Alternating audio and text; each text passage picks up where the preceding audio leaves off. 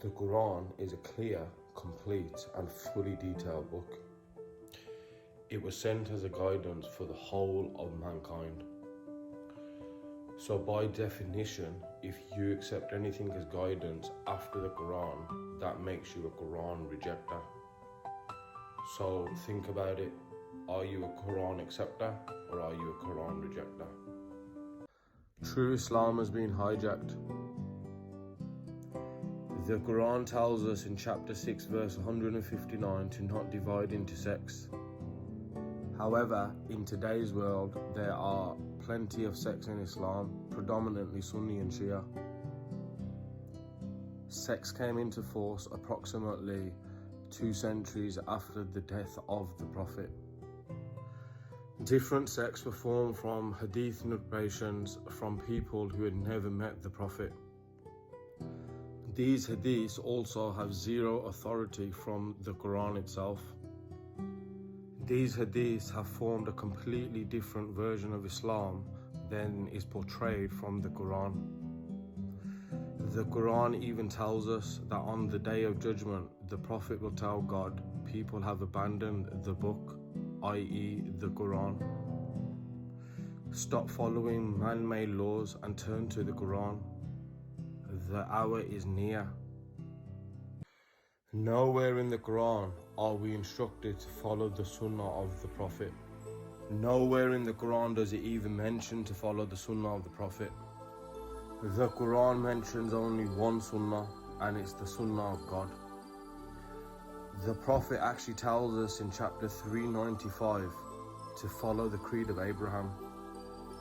And no, obey Allah and obey the Messenger does not mean to follow hadiths narrations that came 2 centuries after the Prophet by people he had never met. Stop following man-made laws and turn to the Quran. The hour is near. Obey Allah and obey the Messenger is a statement that appears in the Quran several times. You have been misled into believing that these are 2 separate things. Your scholars have told you that obey Allah means the Quran and obey the Messenger means hadith narrations. You cannot obey Allah without obeying the message that was delivered by the Messenger, the Quran. Stop following man-made laws and turn to the Quran. The hour is near.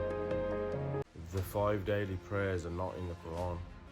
The Quran doesn't even mention 3 of them. The Quran only mentions 3 prayers by name. So where do you get your 5 prayers from?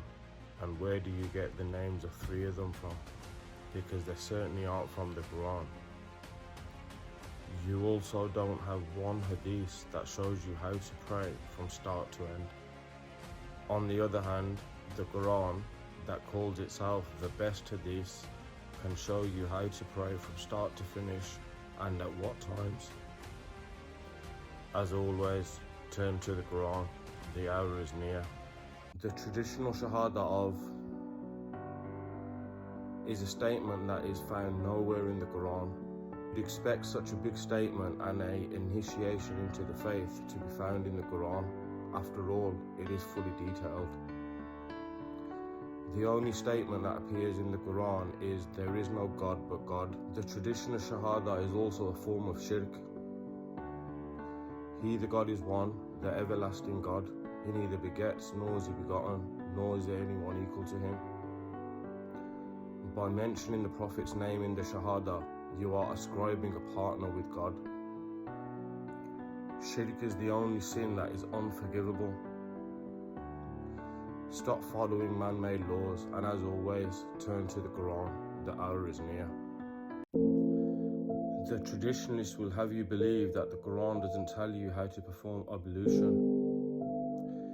This is just an absurd claim in itself. The Quran is clear, fully detailed, where nothing has been left out and is a clarification of all things. The Quran in chapter 5 verse 6 very clearly states how to perform ablution. It even tells you how to perform ablution in the absence of H2O. Stop following man-made laws and as always, turn to the Quran. The hour is near. Halal meat is a scam. The term halal meat is nothing more than a money-making scheme. The Quran makes it very clear on what is halal and what is haram. When it comes to eating, God only forbids 4 things.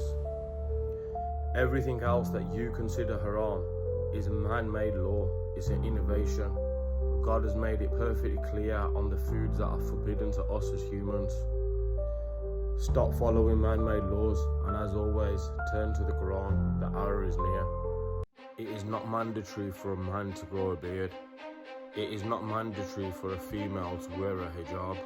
Music is not haram, nor is keeping dogs haram. Gold is not forbidden for men, nor is silk. These are all man-made laws. These laws do not come from God. Stop following man-made laws, and as always, turn to the Quran. The hour is near. In chapter 3, verse 95, Prophet Muhammad tells us to follow the creed of Abraham. There are many places in the Quran where we are told to follow the example of Abraham, and we are also told that Abraham is the founder of Islam. So when Prophet Muhammad is telling us to follow the creed of Abraham in the Quran, how come you lot are so hell-bent on following the Sunnah of the Prophet, something that the Quran doesn't even authorize? The only Sunnah mentioned in the Quran is the Sunnah of God. Prayer was also established by Abraham. So to all those people that say, how do you pray without the hadith?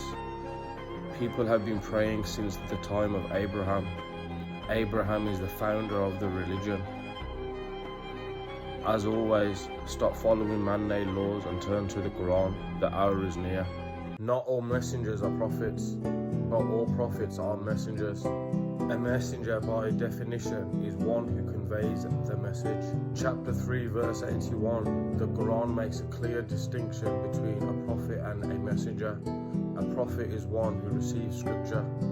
There are several verses in the Quran that link prophethood to bringing new scripture, such as chapter 3, verse 79, chapter 6, verse 89, chapter 29, verse 27, chapter 45 verse 16, chapter 57 verse 26. Prophet Muhammad is the seal of the prophets. This is confirmed in chapter 33 verse 40. As we already know, a messenger is one who conveys the message. The current message is the Quran. Chapter 10 verse 47 tells us that there will be many messengers after the Prophet Muhammad. Which is how everywhere in the Quran where it states obey Allah and obey the messenger, it doesn't say obey the Prophet or obey Muhammad. It says obey the messenger. A messenger is one who conveys the message. The message is the Quran. Quran is a universal message. It is applicable to all time and space. Even Prophet Muhammad had his messenger. His messenger was Jibreel. As always, stop following man-made laws and turn to the Quran. The hour is near. Have you noticed how the Quran believes in complete nonsense? Which one is it? Turn to the Quran. The hour is near. Prophet Isa is not coming back. Imam Mehdi is not only a made-up character, but he's also not coming. The Dajjal is also a made-up character. He's also not coming. These future predictions do not come from the Quran. The Quran makes it very clear that the knowledge of power is only from God. These doctrines that you believe in come from the Christian doctrines. They don't even come from your own hadiths. There is no second coming of Prophet Isa. If you want to believe in fairy tales, it might be worth getting a Disney subscription. It'll be cheaper for your soul. Stop following man-made nonsense, and as always, turn to the Quran. The hour is near. The traditionalists will have you believe that a female is unable to pray while she's on her period. Such teachings do not come from the Quran. These are all from hadith narrations. Your very own scholars are stopping women from praying approximately 23% of the year.